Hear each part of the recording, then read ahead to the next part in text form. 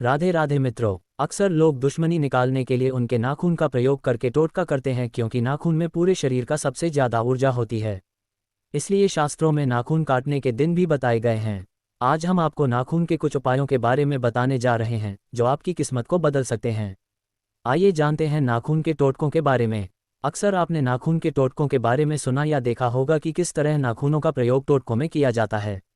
यहाँ तक कि घर के बड़े बुजुर्ग भी नाखून यहाँ वहाँ ना फेंकने की सलाह देते हैं। अगर आप भी नाखून काटकर यहाँ वहाँ फेंक देते हैं तो आपकी यह आदत बड़ी मुसीबत में फंसा सकती है।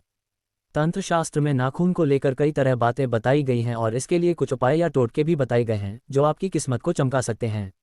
आज हम आपको तंत्र शास्त्र से नाखून से संबंधित कुछ जरूरी जानकारी देंगे, साथ ही कुछ उपाय भी बताएंगे जो आपके जीवन में नई ऊर्जा को ला सकते हैं। नाखून को काटकर कभी भी इधर उधर नहीं फेंकना चाहिए, क्योंकि काला जादू करने वाले आपके नाखून का प्रयोग करके आपके लिए परेशानी खड़ी कर सकते हैं। शरीर का यह अंग कई शक्तियों से भरा हुआ रहता है और काला जादू करने वाले ये जानते हैं। साथ ही यह भी ध्यान रखें कि नाखून को कूड़ेदान में भी ना फेंकें।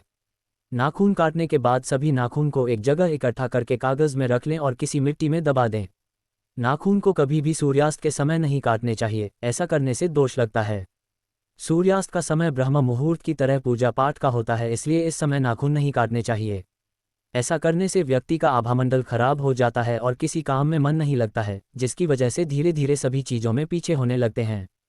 साथ ही जीवन में कई तरह की परेशानियों का सामना करना पड़ सकता है। नाखून को कभी भी इधर उधर नहीं फेंकना चाहिए, बल्कि शुक्रवार के दिन नाखून काटकर बरगद के पेड़ की जड़ में गाड़ दें। अगर घर के आसपास बरगद का पेड़ नहीं है तो अशोक के पेड़ की जड़ में नाखून गाड़ सकते हैं। नाखून का ये टोटका आपकी किस्मत को बदल सकता है और जीवन के हर क्षेत्र में सफलता भी मिलेगी। नाखून को हमेशा स्नान करने से पहले काटना चाहिए, लेकिन नाखून काटने के बाद तुरंत नहाने नहीं जाना चाहिए, ऐसा करने से दोष लगता है। साथ ही नाखून को स्नान करने के तुरंत बाद कभी भी नहीं काटने चाहिए, ऐसा करने से लक्ष्मी रूठ जाती हैं। साथ ही पूरे दिन कोई ना कोई परेशानी लगी रहती है, इसलिए हमेशा ध्यान रखें कि नाखून को स्नान के तुरंत बाद ना काटें। साथ ही नौकरी व व्यापार में भी कई तरह की परेशानियों का सामना करना पड़ सकता है। नाखून को भूलकर भी सोमवार, मंगलवार, गुरुवार और ग्रहण के समय नहीं काटने चाहिए। माना जाता है कि इन दिनों नाखून काटने से कर्ज बढ़ने लगता है और आर्थिक स्थिति भी धीरे धीरे खराब होने लगती है। साथ ही वैवाहिक संबंधों में उतार चढ़ाव की स्थिति बनती है। नाखून को हमेशा बुधवार और शुक्रवार के दिन काटना चाहिए।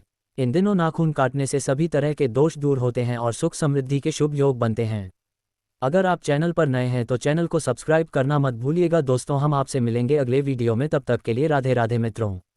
ये तमाम जानकारी जनरुचि को ध्यान में रखकर दी जा रही है। ज्योतिष और धर्म के उपाय और सलाहों को अपनी आस्था और विश्वास पर आजमाएं। कंटेंट का उद्देश्य मात्र आपको बेहतर सलाह देना है। इस संदर्भ में हम किसी प्रकार का कोई दावा नहीं करते हैं।